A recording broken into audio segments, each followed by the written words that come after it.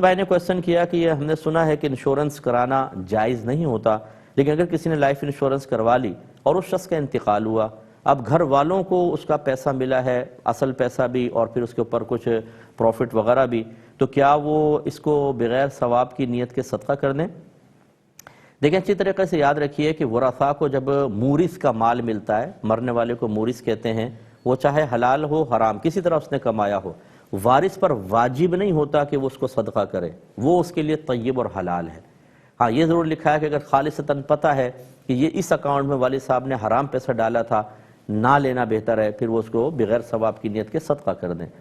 اس میں معاملے میں یہ ہے کہ جو اصل والد صاحب پیسہ جمع کراتے رہے تھے، انسٹالمنٹ وغیرہ قسطیں جمع کرائی تھیں، وہ تو طیب اور حلال ہے، وہ تو ان کا اپنا پیسہ تھا، وہ لے لے، اور جو اس کا پروفٹ وغیرہ بن کر آیا ہے اگر چاہیں تو بغیر ثواب کی نیت کے اس کو صدقہ کر دیں، یہ افضل اور اولیٰ ہے، اور اگر رکھتا ہے کوئی تو بہرحال وہ گناہگار نہیں ہوگا، وبال میت کے اوپر ہوگا۔ کہتے ہیں کہ کوئی ایک برانڈ تھا جس کی یعنی کوئی جیسے بہت سی پروڈکٹ بازار میں بکتی ہیں، اس کا جعلی کوئی بنا رہا تھا، اور ہمارا پرنٹنگ پریس ہے تو ہمیں اس کی پیکنگ پرنٹ کرنے کا حکم دیا گیا، ہم نے بنایا اور وہ ان کو دے دیا، بعد میں ہمیں پتہ چلا کہ کاپی رائٹ کی وجہ سے ایسا کرنا جائز نہیں تھا، تو اب جو پروفٹ ہمارے پاس آیا اس کا کیا شرعی حکم ہوگا؟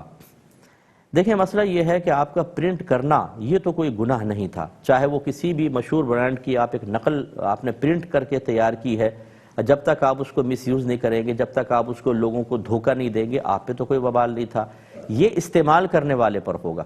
لہٰذا اگر ہم یہ قید لگا دیں کہ آپ کا چھاپنا ہی ناجائز اور استعمال کرنے والے کے استعمال کی وجہ سے چھاپنے کے اوپر بھی جائز ناجائز کا حکم لگے تو بہت زیادہ پیچیدگیاں ہو جائیں گی، کیونکہ چلیں یہ تو نقلی چیز ہے، آپ اصلی بھی کوئی چیز بناتے ہیں، استعمال کرنے والے کے کہ ہر چیز کو جائز کاموں میں لگاتے ہیں، اس کا مطلب تو یہ ہوا کہ ہمیں ہر چیز سیل کرتے ہوئے پہلے وعدہ لینا چاہیے کہ جائز کام میں استعمال کرو گے تو میں دیتا ہوں ورنہ نہیں، اور یہ تو بہت مشکل ہے۔ خلاصہ کلام یہ ہے کہ آپ کو اگر آپ کو پہلے پتہ نہیں تھا تو جان بوجھ کر تعاون کرنا بہرحال منع ہے، تعاون علی البر والتقوی ولا تعاون علی الاثم والعدوان، اچھائی اور نیکی کے کاموں میں ایک دوسرے سے تعاون کرو، برائی اور زیادتی کے کاموں میں تعاون نہ کرو۔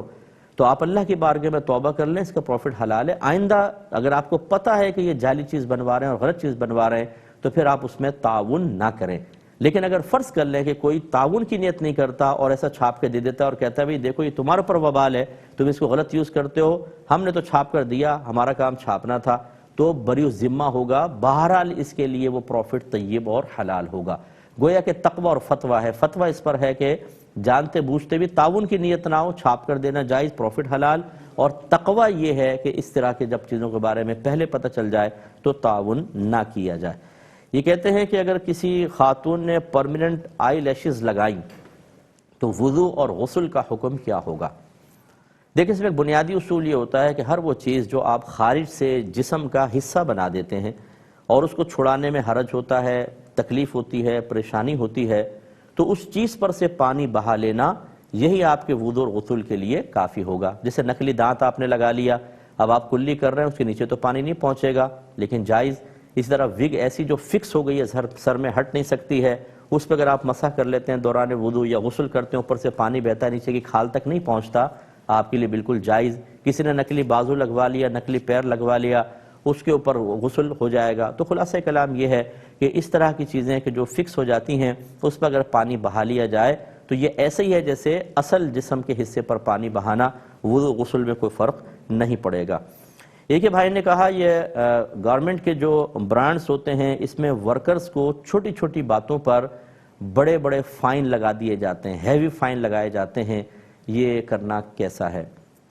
دیکھیں فائن کیا ہے؟ مالی جرمانہ ہے، اور ہماری شریعت میں مالی جرمانہ منسوخ ہو چکا ہے، اور ہمارے اکابرین نے لکھا کہ منسوخ پر عمل کرنا گناہ ہوتا ہے، تو یہ مالی جرمانے حقیقتاً گناہ ہیں، چاہے اسکول والے فائن لگائیں چاہے اور کوئی لگائے، یہ گناہ کی صورت ہوتی ہے، ایسا نہیں ہونا چاہیے۔ اس کی بہتر صورت یہ ہوتی ہے کہ جو ورکرز ورک کر رہے ہیں ان پہ فائن نہ لگایا جائے، لیکن یہ بھی ہوتا ہے نا کہ فیکٹری والا کیوں لگاتا ہے؟ اس لیے کہ نہیں لگائیں گے بے پرواہی سے کام کرتے ہیں، کام بگاڑتے ہیں، اور فائن لگا لیں تو خوف کی وجہ سے صحیح کام کرتے ہیں اور غلطیاں کم سے کم کرتے ہیں۔ ہماری قوم بھی تو ایسی ہے نا کہ وہ کہتی ہے پہلے ڈنڈا مارو گے تو ہم سیدھے چلیں گے، ڈنڈا نہیں مارو گے تو پھر ہم تمہارا بیڑا غرق کر دیں گے۔ لیکن بہرحال شریعت کا حکم تو شریعت کا ہے، تو بہتر یہ ہے کہ فائن کے بجائے کچھ ایسے بینیفٹس مقرر کر لیں کہ اگر کوئی غلطی کم سے کم کرے گا سال کے آخر میں یہ اس کو انعام ملے گا، غلطی کریں گے تو انعامات سے محروم ہو جاؤ گے۔ یہ بھی ایک طریقہ کار ہے کہ انسان سامنے والے کو انسان بنا سکتا ہے، تو یہ کریں۔ فائن وغیرہ کرنا یہ شریعت میں منع ہے، جائز نہیں ہوتا۔ ایک یہ کویسچن کیا تھا کہ بعض اوقات ماں باپ ہمیں ڈانٹتے ہیں، بچے نے کہا، اور ہمارے دل میں ناگواری پیدا ہو جاتی ہے ان کے ڈانٹ کے جواب میں، کیا اس ناگواری پیدا ہونے پر بھی ہمیں گناہ ملے گا؟ اس کا انشاءاللہ میں جواب دیتا ہوں، لیکن ایک مختصر سے بریک کے بعد۔ بسم اللہ الرحمن الرحیم۔ جو بچے نے کویسچن کیا کہ بعض اوقات والدین نصیحت کرتے ہیں یا ڈانٹتے ہیں تو دل میں ناگواری پیدا ہو جاتی ہے، اس کا کیا شرعی حکم ہے؟ دیکھیں، پہلے تو ایک بات یاد رکھیے کہ بہت سی چیزیں ایسی ہوتی ہیں جو انسان کے قدرت و اختیار میں نہیں ہوتی، اور جو چیز قدرت و اختیار میں نہ ہو اللہ تعالیٰ نے ہمیں اس کا مکلف نہیں بنایا۔ لا یکلف اللہ نفسا الا وسعها۔ اللہ تعالیٰ کسی جان کو اس کی ہمت سے زیادہ آزمائش میں مبتلا کرتا ہی نہیں۔ تو یہ قلبی کیفیات جو ہوتی ہیں اکثر ہمارے قابو میں نہیں ہوتی، ایک دم غصہ آ جانا، ناگواری پیدا ہونا، یہ چیزیں ہو سکتی ہیں۔ تو اگر والدین کی ڈانٹ ڈپٹ کے جواب میں اچانک ناگواری پیدا ہوئی، اس پہ گرفت نہیں ہے۔ گرفت اس وقت بنے گی جب اس بے اختیار کیفیت کو آپ اپنے اختیارات کے ساتھ ظاہر کریں گے۔ مثال کے طور پہ لہجہ سخت ہو جانا، چہرے پہ غصے کے آثار، آنکھیں نکال لینا، کھڑے ہو کر ماں باپ کے سینے پہ چڑھ جانا، اٹھک پٹک کرنا، چیزیں اٹھا کے پٹکنا شروع کر دینا، یہ گناہ ہوگا، کیونکہ یہ سب آپ کی قدرت و اختیار میں، اس کو آپ کنٹرول کر سکتے ہیں۔ قلبی کیفیت میں اچانک جو پیدا ہونے والی ناگواری ہے وہ تو اختیار میں نہیں تھی۔ تو اس لیے خلاصہ کلام یہ ہے کہ اگر کبھی کبھار ایسی ناگواری پیدا ہو جائے اللہ معاف فرمائے گا، اس میں آپ کی گرفت نہیں ہے، لیکن اس کیفیت کو ظاہری ناجائز اعمال کی شکل میں ظاہر نہ کریں ورنہ نقصان ہوگا۔ اور بہتر یہ ہوتا ہے کہ اس طرح کی پیدا ہونے والی قلبی کیفیات کے ختم کرنے کی بھی ایک جد و جہد کی جائے، مجاہدہ کیا جائے۔ صحابہ کرام علیہم الرضوان ایسے ہی تھے پہلے، جب تک نبی کریم صلی اللہ علیہ وسلم کی تعلیمات ان تک نہیں پہنچی تھی کہ قلبی کیفیات اچانک وارد ہوتی تھیں، لیکن تعلیم شرع جب حاصل ہوتی رہی انہوں نے ریاضت اور مجاہدے سے اپنی قلبی کیفیات کو بالکل بدل دیا۔ ہم تصور بھی نہیں کر سکتے کہ نبی کریم یا قرآن کے کسی حکم کو سن کر کسی کے دل میں کوئی ناگواری بھی پیدا ہوئی ہو، انہوں نے اپنی جبلت، اپنی کیفیات کو بدل لیا۔ یہ کوشش ہمیں کرنی چاہیے، اور اس میں آپ کیسے کامیاب ہوں گے کہ والدین ڈانٹیں اور ناگواری بھی پیدا نہ ہو؟ یہ اس صورت میں ہوگا جب آپ والدین کے فضائل بار بار پڑھیں، ان کی اطاعت کے بارے میں پڑھیں، ان کی باتوں، ان کی تلخیوں پہ صبر کرنے کے ثواب پر آپ غور و تفکر کرتے رہیں، تو پھر اس قضا کی چیزوں میں جب وہ تعلیم آپ کے ذہن میں ہوگی تو فوراً اس طرح کے معاملات میں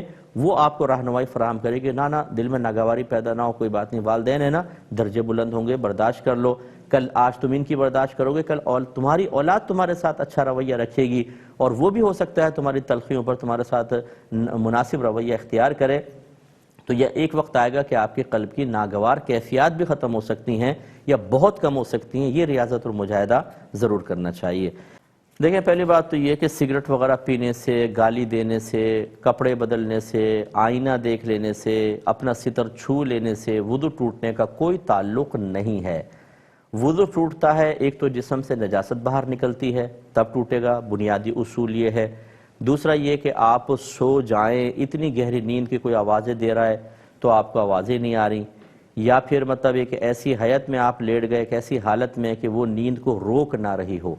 جیسے چت لیٹ کر آرام سے آپ سو گئے، جیسے سوئیں گے آپ یہ وضو کو توڑ دے گی۔ اسی طرح بے ہوشی سے اور جنون طاری ہو جاتا ہے، اس سے وضو ٹوٹ جاتا ہے۔ ایسے ہی عاقل بالغ آدمی جاگتی حالت میں